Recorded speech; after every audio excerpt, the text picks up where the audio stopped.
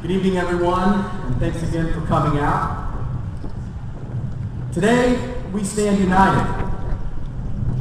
Tonight, we speak in one voice to all of our elected officials in saying, enough is enough.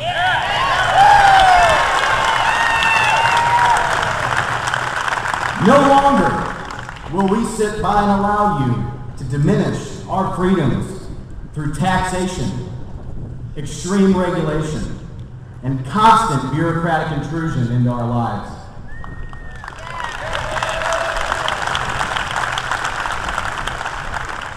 My fellow patriots, the time for us to be active citizens is now.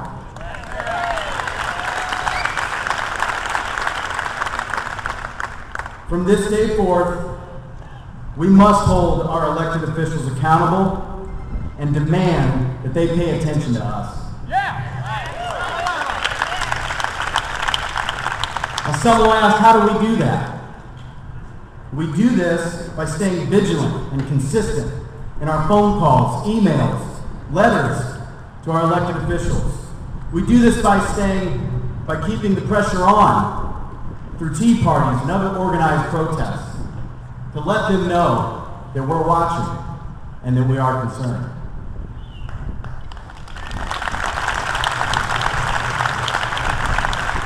Most importantly, we do this through the power of our vote. In 2010, we have an opportunity to speak loud and clear by supporting only those candidates that support free markets, individual freedom, and limited government.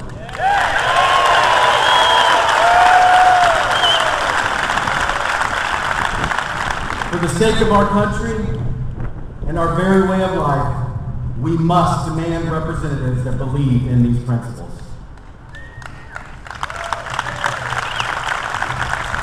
Tonight, in one clear voice, we say to President Obama and members of Congress, the policies you are putting forth do not support these ideals of which we speak.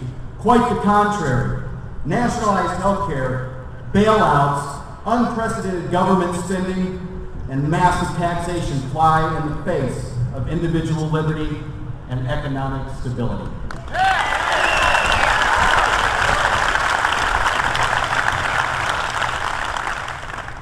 Furthermore, it is not the role of government to provide taxpayer-funded health insurance to every individual.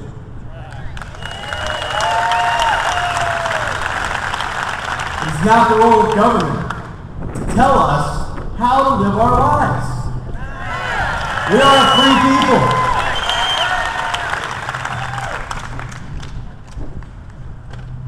It is not, we live in a free society, and as such, are free to choose if we want to purchase health insurance, if we want to have our thermostat at a certain temperature, if we want to drive a gas-guzzling SUV, or if we choose to buy a hybrid.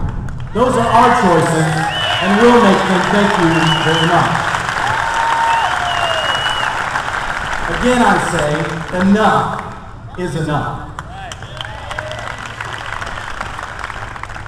With regard to health care, the President and leading members of the Democrat Party and a few Republicans want us to believe that there are 48 to 50 million American citizens laying in the street dying.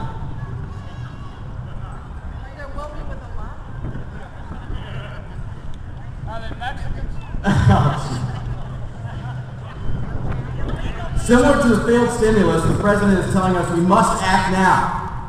We must. If we don't, terrible things will happen.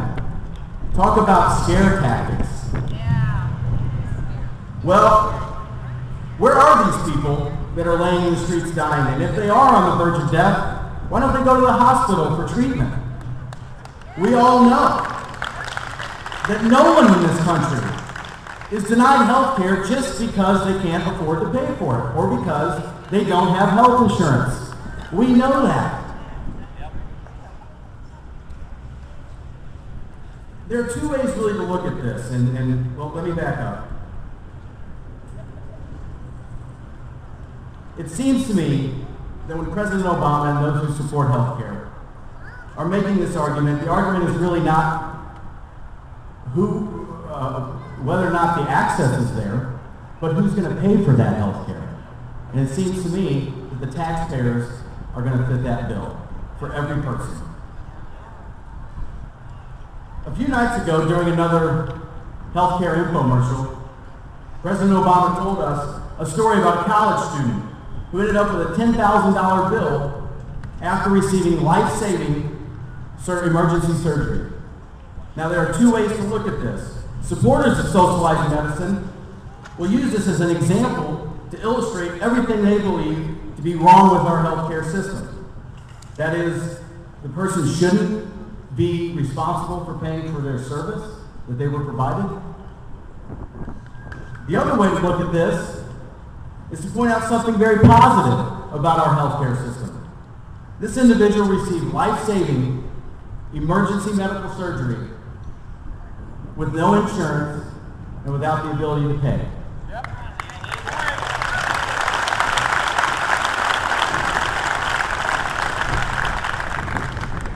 That sounds like a deal to me.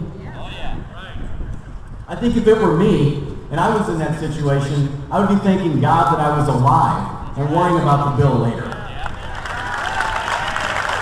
Furthermore, I wouldn't ask my neighbor or any of you to pay the $10,000 bill for the surgery that saved my life.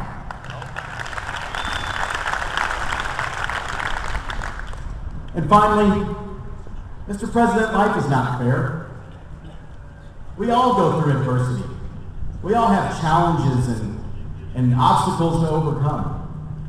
This is part of a free society. You know, I saw a sign of someone who's here, and if you're, I think they're over here. Free to choose, free to succeed, free to fail.